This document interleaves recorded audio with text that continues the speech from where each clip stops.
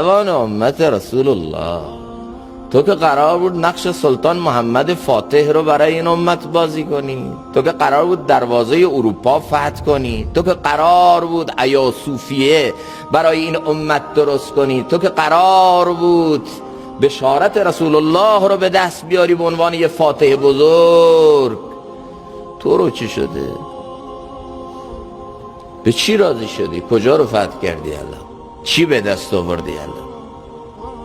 تو عنفوان جوانی سلطان محمد فاتح آرزوی رسول الله رو متحقق کرد، قسطنطنیه استانبول امروز رو فتح کرد، پرچم اقتدار و عزت مسلمان ها رو تو دروازه اروپا به اهتزاز در آورد.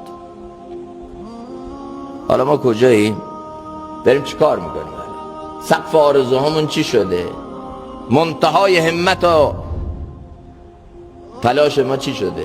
کجا رسیدیم الان؟